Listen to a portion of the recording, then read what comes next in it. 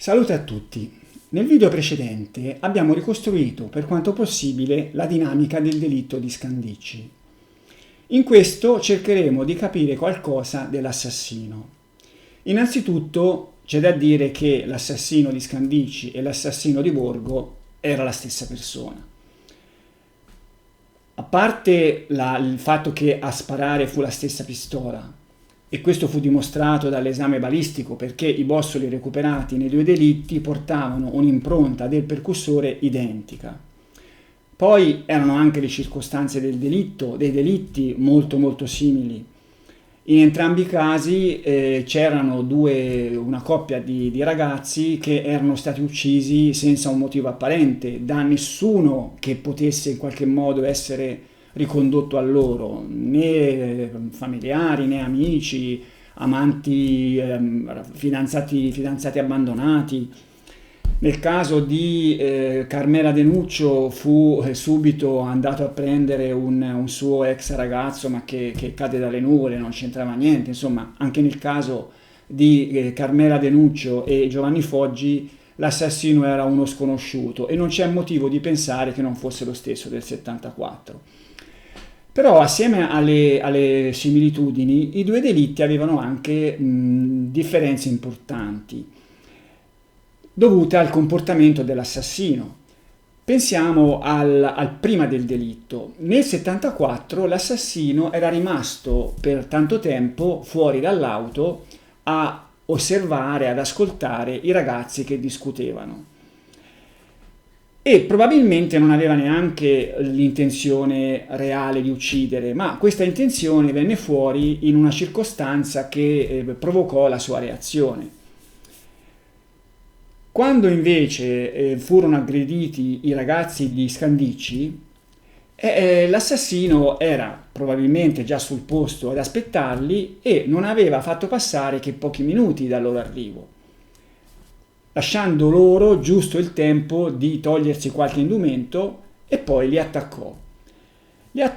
E la prima fase dell'attacco fu simile a quella di Borgo, nel senso che l'assassino sparò al ragazzo e questa volta lo riuscì ad ucciderlo subito con 2 colpi, però poi sparò subito dopo anche alla ragazza, cosa che non era successa a Borgo. Sparò immediatamente anche alla ragazza, non riuscì subito a colpirla in punti vitali, ma al terzo colpo, dopo che infilò la mano dentro, la prese al collo con una ferita mortale. Poi subito dopo dette il colpo di grazia a entrambi e insomma diciamo che la sua intenzione di uccidere entrambi era evidente, era manifesta, no? Cioè sostanzialmente non aveva nessun interesse per questa ragazza. Fosse stata lei o un'altra sarebbe stata la stessa cosa.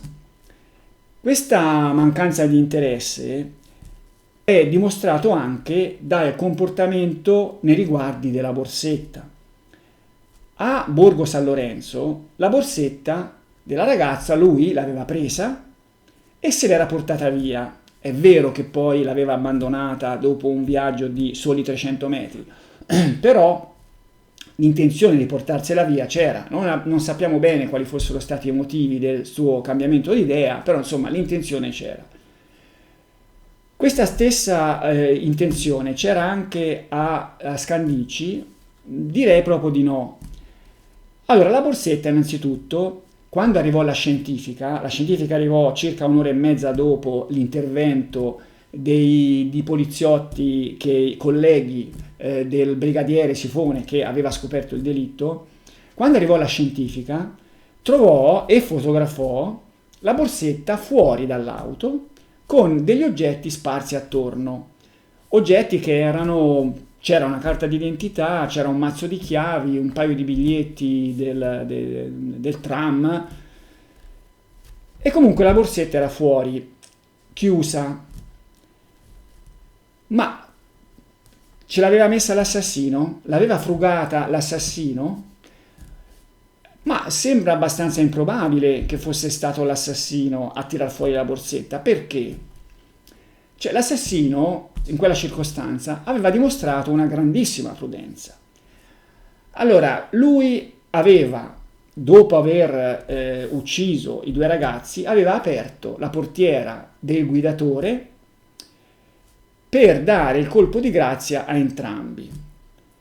Aveva dato il colpo di grazia, aveva anche tolto la sicura alla portiera del passeggero e poi era uscito dall'auto e aveva richiuso la portiera del guidatore. L'aveva richiusa.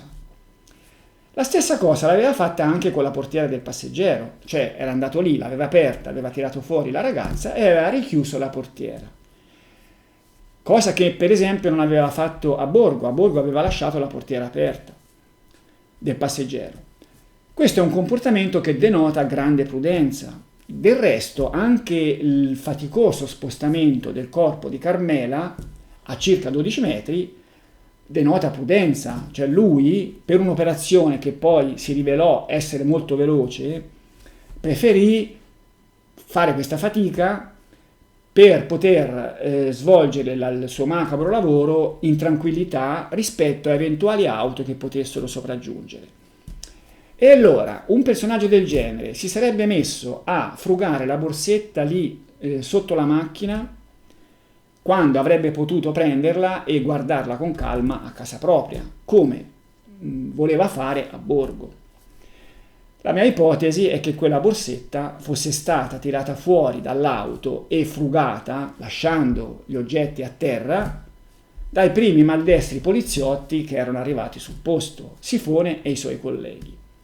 Questa impressione è suffragata anche dalla deposizione del brigadiere al processo Pacciani. Questa deposizione riguardo la borsetta fu molto incerta. Leggiamone qualche passo. Allora, all'inizio cioè il PM chiese i motivi, cosa avevano fatto insomma lui e i suoi colleghi, e chiese anche qualcosa riguardo la borsetta. Leggiamo le sue domande e le risposte di Sifone. PM: voi presidiate, come si suol dire, la zona in attesa delle persone che... Sifone: mi scusi, l'unica cosa che è stato fatto è stato prelevato un documento di riconoscimento, non so se era patente di guida o carta d'identità, non ricordo ora, per identificare le persone. È l'unico, io e un altro collega che era sopraggiunto sul posto. Cioè Sifone sta dicendo che l'unica cosa che loro avevano fatto, lui e i suoi colleghi, era quello di cercare i documenti dei due per capire chi erano. Non avrebbe dovuto fare nemmeno questo, perché è un lavoro che avrebbe dovuto fare la scientifica, però comunque Sifone dice che avevano fatto questo. PM: ecco, fatta questa operazione, i documenti li trovaste addosso? No, la borsa era aperta. Oh, ecco, la borsa era fuori dalla macchina già aperta. Già aperta, sì. Non la aprì lei? No, non la aprì io, era già aperta. Allora, diciamo che Sifone sta dicendo che aveva preso la carta d'identità dall'interno della borsetta già aperta trovata sul posto. È stato prelevato un documento. Sifone non parlò di oggetti sparsi a terra, disse che la carta d'identità l'aveva presa da dentro la borsetta. Poi vennero proiettate delle immagini dove compariva la borsetta con gli oggetti sparsi e la borsetta non era aperta, come diceva Sifone, ma era chiusa. Allora il presidente intervenne. Presidente, piuttosto mi pare di aver visto in una di queste fotografie che il contenuto della borsetta era rovesciato tutto al di fuori. Sifone: sì, per terra, accanto alla macchina. Ecco, non l'aveva detto fino a questo momento. Presidente: come se si fosse rovesciato nel cadere o sembrava fosse stata aperta. Sifone: l'impressione che io ho avuto allora è che la borsa è stata buttata all'assassino dalla ragazza che si trovava in macchina per difendersi. Cioè Sifone fa questa supposizione che la ragazza avesse buttato la borsetta in faccia all'assassino, che insomma lascia un po' il tempo che trova, no? Se avesse trovato la borsetta a terra con gli oggetti sparsi intorno avrebbe avuto questa impressione, ma direi di no. Ricorda questo particolare, gli oggetti sparsi attorno alla borsa? Sì, lo ricordo. La borsa era aperta o era chiusa? Naturalmente era aperta la borsa perché c'era la roba per terra. Presidente, naturalmente non è detto. PM: a noi sembra chiusa. Presidente, si ricorda se era aperta? La borsa l'ho vista per terra e gli oggetti sparsi accanto alla borsa, dice Sifone. PM sembra chiusa. Sifone, ma comunque io non voglio affermare al 100% che sia chiusa. Io ho notato la borsa e questi oggetti sparsi accanto alla borsa. Non mi sono soffermato a vedere se era aperta o era chiusa, perché non era il caso in quella circostanza. Presidente, il dato obiettivo è lì. Ma come Sifone? Non ti sei soffermato a vedere se era aperta o se era chiusa quando hai tolto la carta d'identità dalla borsa? Dici di averla tolta e poi la carta d'identità è stata trovata a terra? Allora c'è qualcosa che non torna, no? La mia ipotesi è che Sifone avesse cercato di insomma, non ammettere il suo lavoro maldestro, il suo e quello del proprio collega o degli altri colleghi. D'altra parte, nei delitti successivi, dove l'assassino avrebbe potuto prenderla, la borsa fu lasciata stare, assolutamente ignorata. Cioè vuol dire che quello stesso interesse che c'era stato nel 74, a partire dal primo delitto dell'81, non c'era più. Non interessava all'assassino andare a frugare nelle borse delle vittime, non gli interessava. Riguardo il delitto di Scandicci, rimaniamo su questo, che l'assassino non avesse interesse per la ragazza e che lei o un'altra fosse stato lo stesso è dimostrato, non è dimostrato, però diciamo che indirettamente lo dimostra il fatto che non esistono testimonianze di pedinamenti che possa aver subito Carmela De Nuccio, cosa che invece c'era nel caso della Pettini, di Stefania Pettini. Cioè, questo non vuol dire niente, però insomma in un caso Stefania Pettini si era accorta di qualcuno che la seguiva, nell'altro caso Carmela De Nuccio non aveva mai detto niente di tutto questo. Insomma, l'assassino poteva sì essere lì sul posto ad aspettare proprio questi due, ma non perché fosse interessato a questi due, perché sapeva che questi due venivano lì, li aveva già visti probabilmente, forse. Però se magari al loro posto fossero venuti altri due sarebbe stata la stessa cosa. Ma allora, se l'assassino non aveva ucciso Carmela De Nuccio e il suo ragazzo per questa gelosia malata che aveva manifestato nel 74, qual era stata la sua motivazione? Allora si dovrebbe pensare che questo delitto privo di un movente plausibile era un delitto di un maniaco, cioè un maniaco, uno di questi maniaci che uccidono per il gusto di uccidere, per libidine, i cosiddetti last murderer. Ecco, allora nella perizia De Fazio si legge di questa ipotesi, no? Che l'assassino fosse un last murderer, però i periti sono molto perplessi sul suo comportamento. Proviamo a leggere alcune delle loro frasi. Questo delitto presenta evidenti caratteristiche che lo qualificano come Lustmord. Ecco, qui De Fazio usa il termine tedesco perché all'epoca non era ancora noto in Italia il termine che poi viene usato anche oggi, il termine inglese, Lustmurderer. Consistenti essenzialmente nella asportazione del pube. Cioè l'asportazione del pube fece pensare a De Fazio che questo assassino fosse un last murderer, no? Un assassino che godeva nel uccidere e poi nel mutilare i corpi delle proprie vittime. Annotiamo tuttavia irrilevanza ed accessorietà dell'uso dell'arma da punta e taglio ed il fatto che l'omicida non ricerca il contatto con la vittima nel compiere l'azione, se non nel macabro rituale dell'asportazione del pube, che viene qui condotto in maniera apparentemente preordinata e funzionale all'appropriazione del feticcio, e senza segni che indicano una particolare voluttà nel compiere l'azione, né tantomeno nell'uso dello strumento tagliente. De Fazio e colleghi si stupiscono di questo fatto che nell'operazione di taglio, che dovrebbe costituire l'acme dell'azione dell'assassino, cioè il momento in cui l'assassino ha il suo godimento, diciamo così, risultò condotta in un modo molto freddo, molto asettico, con il tagliente che venne utilizzato soltanto per l'asportazione della parte. Ma proseguiamo. In questo caso, infatti, le uniche ferite da arma da taglio, fatta eccezione ovviamente per l'asportazione del pube, sono a carico dell'uomo, dirette a parti vitali, cuore e grossi vasi del collo, inferte con decisione e con forza, con l'evidente intento di assicurarsi la certezza della morte della vittima. Non si riscontrano ferite analoghe a carico della donna, del cui decesso evidentemente l'omicida doveva ritenersi certo, dopo aver terminato di sparare i colpi di arma da fuoco.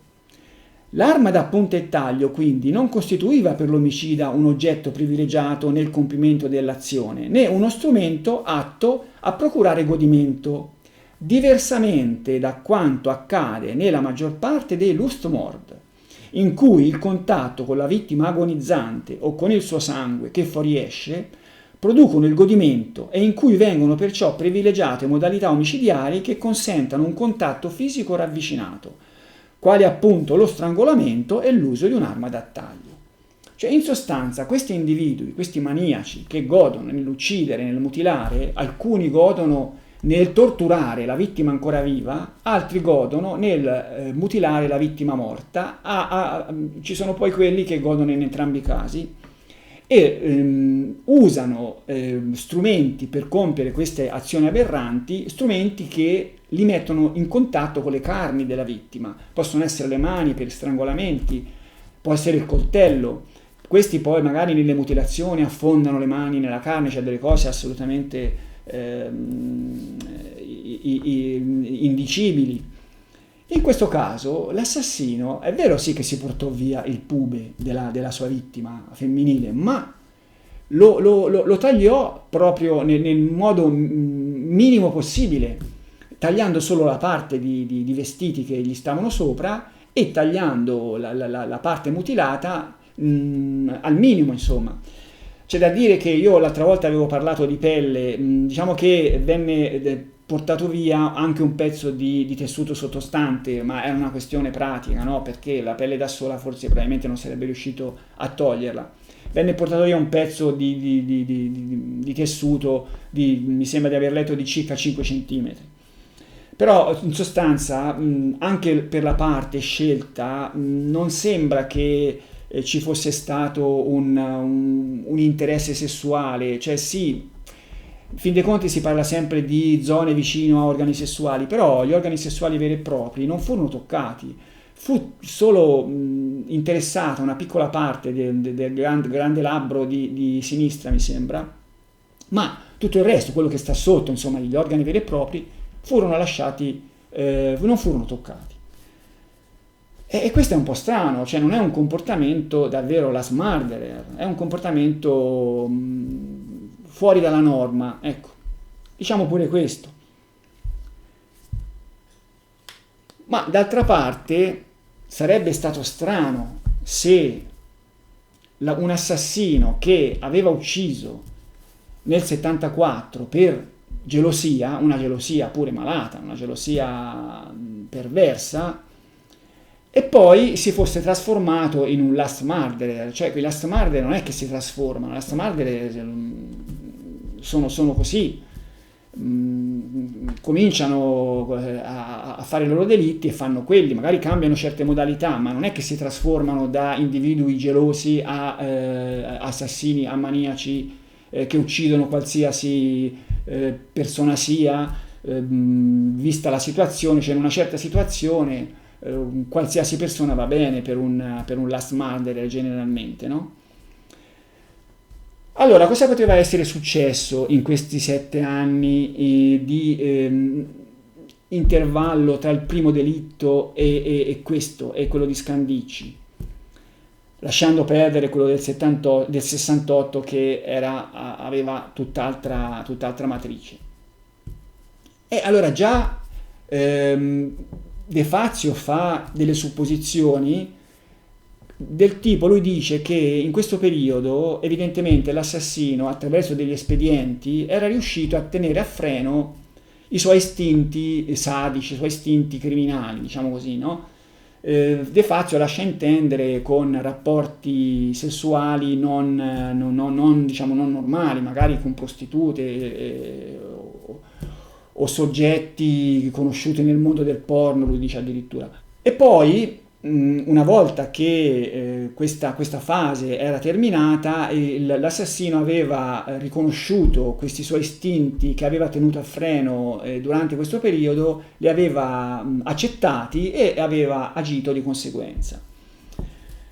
Allora, personalmente io non sono un criminologo, non sono nessuno, però insomma sono uno che cerca di ragionare. Ecco, allora la mia impressione è questa, che l'assassino avesse attraversato una prima fase della sua vita che consisteva nei riguardi, diciamo, del rapporto soprattutto con le donne, ma del mondo, del suo rapporto con il mondo, ma il mondo femminile soprattutto, una fase nella quale si era limitato a seguire da lontano donne alle quali, verso le quali provava un interesse, senza avere il coraggio di avvicinarsi. L'aveva fatto con la Loce, l'aveva fatto con Stefania Pettini, però a partire dall'episodio di Signa aveva la disponibilità di una pistola che in tutti questi anni aveva operato su di lui un'influenza nefasta.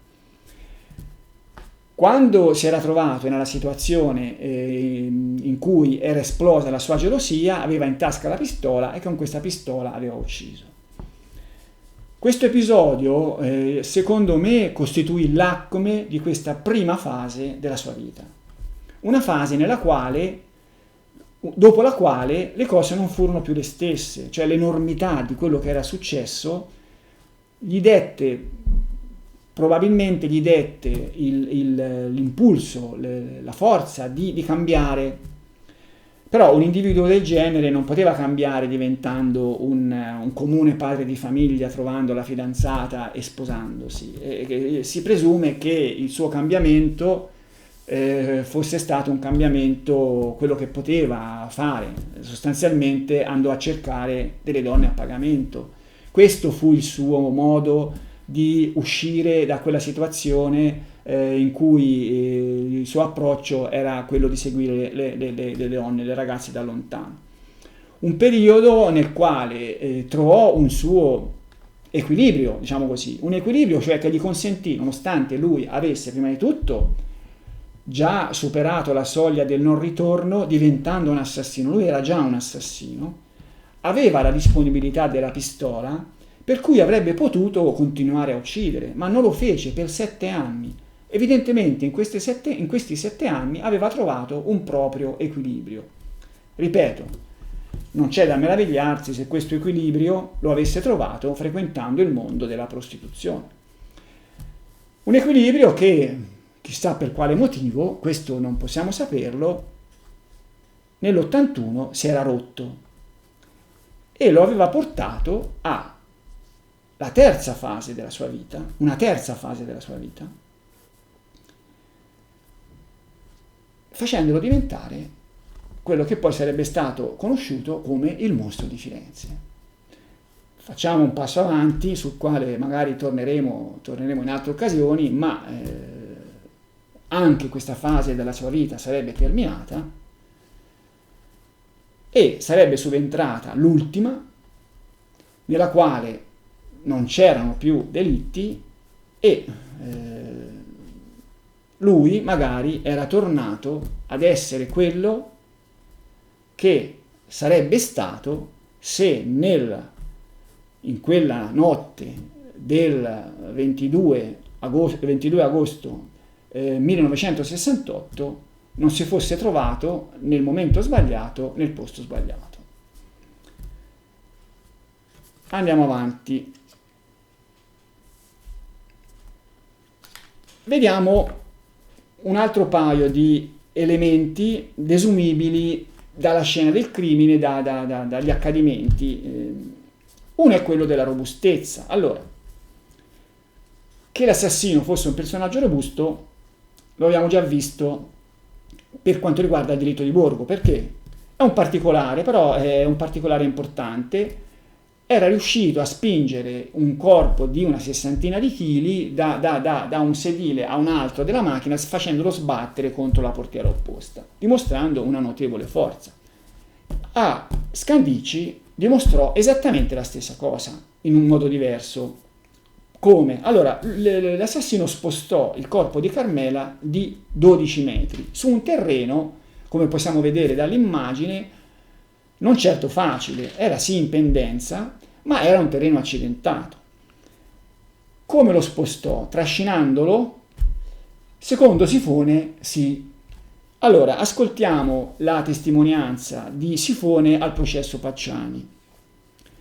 Domanda del difensore di Pacciani, Bevacqua. C'erano tracce di trascinamento di questo cadavere? C'era dalla macchina al luogo dove era posta la ragazza. C'era l'erba accanto, sulla scarpata piccola piccola che fiancheggiava l'autovettura. C'era l'erba alta di circa 40-50 cm, non voglio esagerare. Bevacqua era piegata. Sifone era schiacciata dalla parte dell'autovettura verso il luogo dove si trovava la ragazza, poi ancora sulla strada del contadino, che c'è la ghiaia, presentava dei segni dove era stata trascinata probabilmente la ragazza. Poi ancora l'erba sull'altro pezzettino di strada residuale era pure schiacciata verso il luogo dove si trovava la ragazza. Cioè, secondo Sifone, che ricordo era arrivato per primo, i segni di trascinamento del cadavere erano evidenti. Però non era lo stesso parere di Autorino, che Autorino dirigeva la polizia scientifica che eseguì i rilievi. Sentiamo la testimonianza di Autorino al processo Pacciani. Dai, amore, su. Fra l'auto e il posto dove era la ragazza, apprezzate i segni di trascinamento? Chiede il PM. Autorino, abbiamo fatto un'ispezione intorno, però se devo dirle che lì io ho visto segni di trascinamento, purtroppo no. Posso dire un'altra cosa quasi infine. In coda al sopralluogo abbiamo voluto verificare sotto i talloni della ragazza se vi erano tracce. Abbiamo guardato anche il fondo dei pantaloni per vedere se nel trascinamento si fosse imbrattato di terriccio e stessa osservazione l'abbiamo rivolta alla parte posteriore del tronco e dei capelli. Sì, è vero che c'erano delle pagliucole e cose del genere, ma questo poteva essere dovuto alla caduta nel piccolo precipizio che stava lì, oltre la strada. PM. Quindi su questi talloni segni evidenti di trascinamento non ci sono. Autorino, assolutamente, perché fra l'altro l'abbiamo guardato con quelli di medicina legale, perciò PM, il suo collega invece ha detto, Sifone, che era rimasto impressionato dall'erba abbassata. Lei questo dato non l'ha apprezzato? Autorino, non l'abbiamo apprezzato e penso che poi sul posto c'era il dottor Izzo, il PM. Seppure ne avesse sentito lui prima di noi, sicuramente ce lo avrebbe fatto notare, ecco. Cioè, sostanzialmente c'è da dire che il brigadiere Sifone aveva raccontato una cosa forse che non ricordava bene, aveva fatto un po' di confusione in quella deposizione, no? Con la borsetta, con questa storia del trascinamento. Segni di trascinamento non ce n'erano, vuol dire che l'assassino si era caricato la ragazza sulle spalle. Cioè, poteva anche averla presa in braccio così, ma 12 metri in quel terreno così non è che fosse molto facile portarsela, sarà passata 50 kg, insomma, non era una cosa facile. L'ipotesi più ragionevole è che se la fosse caricata in spalla, che se la fosse caricata in spalla. Questo, d'altra parte, dà anche una spiegazione al fatto della collanina che fu trovata tra le labbra della povera Carmela. Infatti, caricandosela in spalla, con la faccia rivolta in basso, la collanina ne aveva due, sembra. Comunque la collanina pendeva verso il basso. Quando poi, arrivato al posto, l'assassino scaricò il corpo, che lo prese, insomma lo adagiò a terra, la collanina si adagiò sulle labbra. Ecco, questa è la spiegazione semplice a una cosa che è stata montata all'inverosimile. Io vi faccio vedere la copertina del libro di Perugini. Perugini trovò in casa di Pacciani una stampa di un quadro, c'era una ninfa che aveva un rametto sulle labbra e fece l'ipotesi Perugini che questa scena avesse suggestionato Pacciani tanto da fargli mettere in piedi questa rappresentazione con Carmela Denuccio sul posto. C'è una cosa proprio veramente, cioè non avevano niente contro Pacciani, gli inquirenti cercarono di arrangiarsi con quel poco che riuscirono ad avere, ma insomma la spiegazione più logica è quella, no? Ce l'aveva in spalla, la collanina pendeva la mise giù, la adagiò a terra, la collanina le andò sulle labbra, basta, era questa la situazione. Adesso vediamo a un secondo elemento desumibile dalla scena del crimine, diciamo, da quello che era successo, e che riguarda il discorso della mano che l'assassino usò durante l'escissione. Allora, è notorio che si è sempre pensato a un assassino destrimane. Questo soprattutto, sì, c'è anche qualche ragionamento sui fendenti, no? Sulle direzioni dei fendenti, però quello che più ha portato tutti a immaginare un assassino destrimane sono le considerazioni di Mauro Maurri sul tipo di incisione del pube, e poi in seguito anche del seno. Ecco, secondo Maurri il pube venne inciso così. Allora, lo possiamo leggere. Premetto che io non ho il verbale autoptico del delitto di Scandicci. In rete circola quello di Nadine Muriot, la ragazza francese dell'85. Possiamo leggere in questo referto la descrizione, secondo Maurri, dell'escissione del pube, che è esattamente, secondo lui, le cose andarono esattamente come erano già andate prima, nei casi precedenti. La leggo.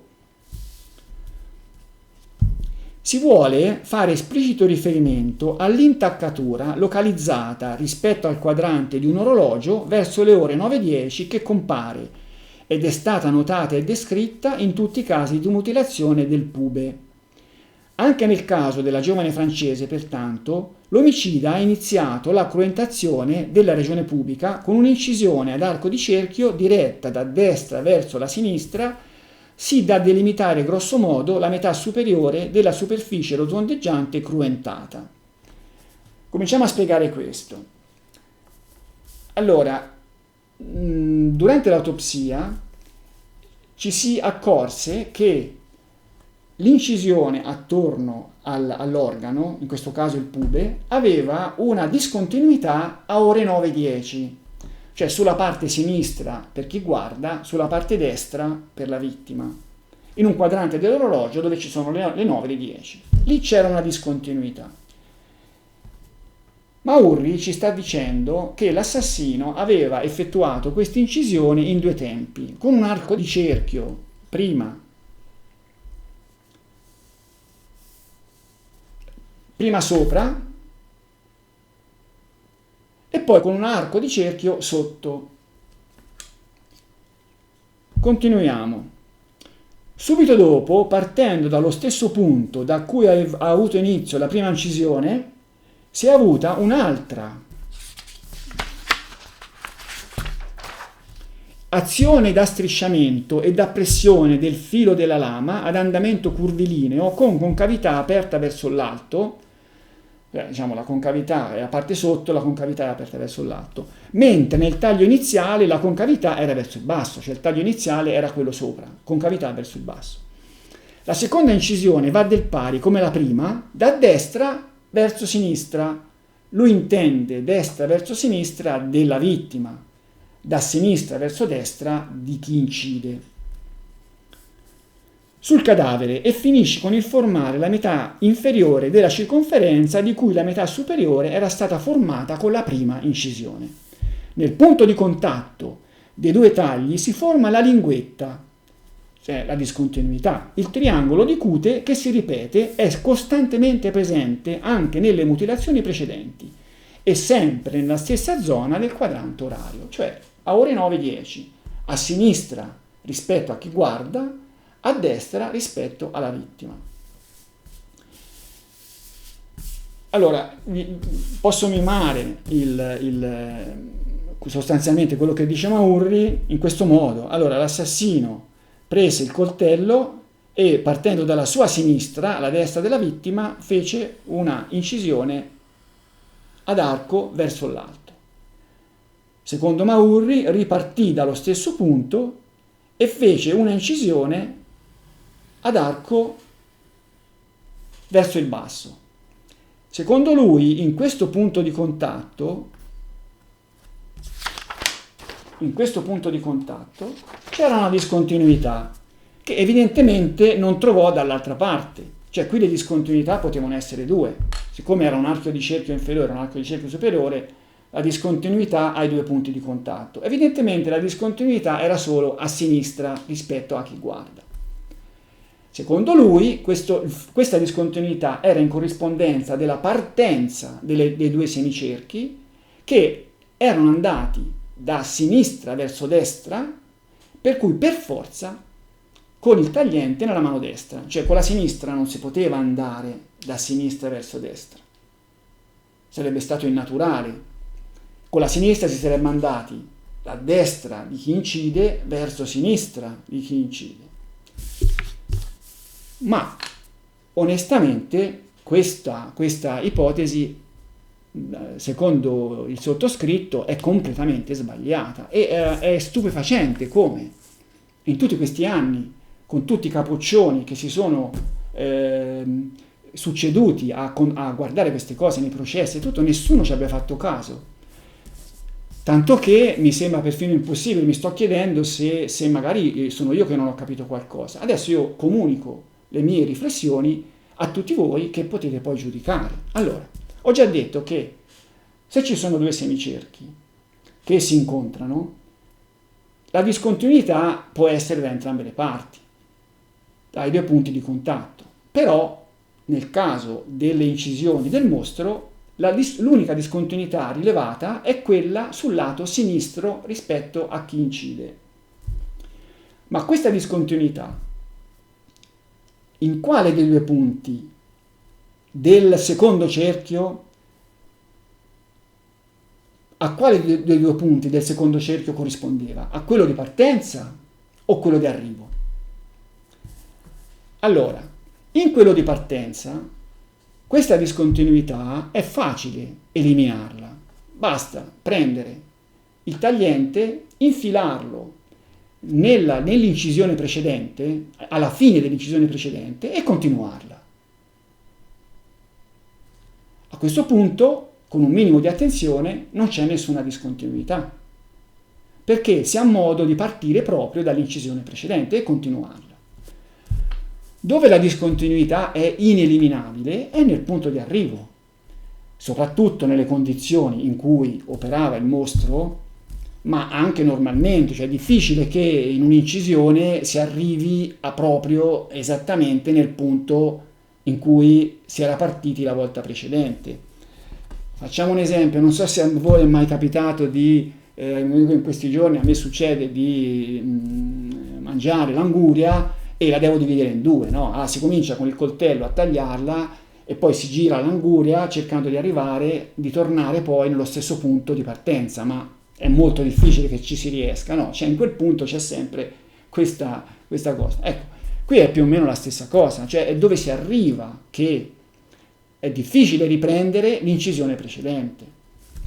E allora, se il punto di arrivo era a sinistra rispetto a chi incideva, vuol dire che il secondo cerchio almeno che incideva l'aveva fatto con la mano sinistra, partendo da destra,